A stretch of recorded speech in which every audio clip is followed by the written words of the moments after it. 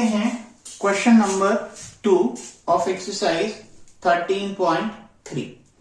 इस क्वेश्चन में अगर आप देखोगे तो इस क्वेश्चन में आपको बोला है कि आपके पास मेटेलिक स्फीयर्स हैं जिनका रेडियस है 6, 8 सेंटीमीटर एंड 10 सेंटीमीटर। तो आपके पास मेटेलिक स्फीयर्स हैं। अब आपको क्या करना है, ये मेल्ट कर दिए और मेल्ट करके एक बड़ा स्फीयर बना दिया। तो आपको बताना है कि इस नए स्फीयर की रिजल्टिंग रेडियस क्या होगी। तो सपोज आप ऐसे समझ सकते हो कि आपके पास 1, 2, 3 स्फीयर्स थे, उनको मेल्ट करके एक बड़ा स्फीयर बना दिया। तो इसका रेडियस आपको बताना है। इनकी आपने क्या करी, मेल्टिंग कर दी, पिघला दिया। पिघलाने के बाद इसका रेडियस आपको बताना है, यानी कि R। अगर आप बड़े का R ले लो तो इसका R1, इसका R2, इसका R3। ठीक है, तो जो इंफॉर्मेशन गिवन है उसको लिखते हैं पहले। तो रेडियस ऑफ स्फीयर 1 आप बोल दो R1 जो कि है 6 सेंटीमीटर। रेडियस ऑफ स्फीयर 2 जिसको आप बोल दो R2 8 centimetre. Radius of sphere बहुत सिंपल सा क्वेश्चन है 3 जो हो गया R3 आपका हो गया 10 सेंटीमीटर। फिर रेडियस ऑफ जो नया स्फीयर बनेगा इनको मेल्ट करने के बाद ये आपका हो गया R1, ये आपका R2, ये आपका R3। ठीक है, अब radius of sphere radius of bigger sphere आप कह सकते हो, sphere formed after melting,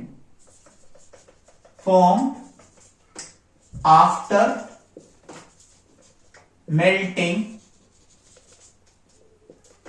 R1, S1, S2, S3 उसको आप बोल दो R, क्योंकि आपको निकालना है। स्फीयर 1, स्फीयर 2 ऐसे हमने नेम कर दिया इसको। मान लो ये S1 है, ये S2 है, ये S3 है और ये आपका S है। ठीक है, ऐसे हमने इसकी नेमिंग कर दी। तो तीनों स्फीयर में से मेल्ट करने पे एक बड़ा स्फीयर बना। तो आप कह सकते हो V1 plus V2 plus V3 is equal to V। ठीक है, volume of sphere 1, volume of sphere 2, volume of sphere 3 is equal to total volume of this bigger sphere. तो आप कह सकते हो वॉल्यूम ऑफ स्फीयर क्या हो सकता है, 4/3 पाई R1 का क्यूब प्लस 4/3 पाई R2 का क्यूब प्लस 4/3 पाई R3 का क्यूब फिर 4/3 पाई R का क्यूब। अब देखिए 4/3 यहां से कॉमन, यहां से कॉमन, यहां से कॉमन और यहां पे तो है ही, तो दोनों तरफ से डिवाइड हो जाएगा तो कट जाएगा। तो 4/3 पाई अंदर बचेगा R1 का क्यूब प्लस R2 का क्यूब प्लस R3 का क्यूब इक्वल्स टू, अच्छा चलो ब्रैकेट डाल दो वरना आप R3 को कंफ्यूज ना हो जाओ, इसको बना लो स्क्वायर ब्रैकेट। ठीक है, अब आपके पास आ जाएगा R3 का 4/3 पाई, 4/3 पाई से 4/3 पाई डिवाइड हो गया और खत्म हो गया। ठीक है, अब आपके पास बचा R1 का क्यूब प्लस R2 का क्यूब प्लस R3 का cube equals to R cube. अब आप इसमें वैल्यूज डाल दो तो आपके पास आ जाएगा 6 का क्यूब प्लस 8 का क्यूब प्लस 10 का क्यूब। ठीक है, और यहां पे R क्यूब की आपको वैल्यू निकालनी है, ये आपके पास आ गया। ठीक है, अब आप क्या करो, निकाल लो एक एक करके। ठीक है, तो 6 का क्यूब कितना होता है, 6 6 36, 36 6 अगर नहीं आता तो वैसे कर लो, ठीक है। 36 इंटू 6 तो आ गया आपके पास 6, वैसे 216 होता है तो 216 आ गया, ठीक है। ऐसे ही 8 का आप निकाल लो, 8 8 जा 64 तो 64 इंटू 8, 8 4 जा 32 और 8 6 जा 48 तो आ गया 5112। ये आया भाई 5112, ठीक है। और 10 का तो क्यूब सिंपल है कि आपका 1000 हो जाएगा। अब इन सबको ऐड करा दो आर क्यूब के बराबर रखने के लिए। जब आप इन सबको ऐड कराओगे तो कितना आ जाएगा, 8 2 और 2 यानी 1 2।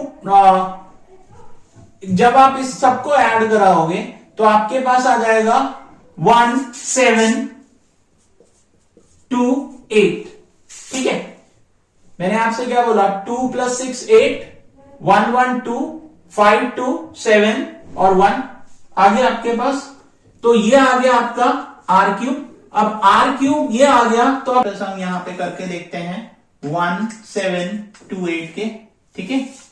तो 2 8 जा 16, 2 6 जा 12, 2 4 जा, फिर से कर लो, 2 4 जा 2, 3 जा 2 जा, फिर करो 2 1 जा 2 2 जा 4 एंड 1, फिर इसके बाद 6, फिर से देखो 2 1 जा 8 जा 2 5 जा 4 जा 2 आपका, फिर आएगा क्या 5 एंड 4 आया तो आपके पास आ जाएगा 27, फिर 3 9 जा 3 जा, तो फाइनली आपके पास आया ये। अब अगर आप इसको यहां लिखते हो तो आपके पास प्राइम फैक्टर्स आ जाएंगे। देखो यहीं से देख लो, 3 का पेयर 3 का पेयर और 3 का पेयर। तो आपके पास जो पेयर्स में है, क्योंकि आपको क्यूब रूट निकालना है, तो क्यूब रूट निकालने के लिए आपको क्या करना है, r equals to cube root of 1728। तो उसको आप कर सकते हो कैसे, under root of 2 into 2 into 2, 2 into 2 into 2, 3 into 3 into 3, ठीक है। तो आपके पास आ जाएगा 2 2 3। तो फाइनली आंसर आएगा आपका 12 सेंटीमीटर, ठीक है। तो ये थी आपकी रेडियस। अगर आप 3 स्फेयर्स को मेल्ट करोगे और उससे एक बड़ा स्फेयर बनाओगे तो करते हैं फिर नेक्स्ट क्वेश्चन।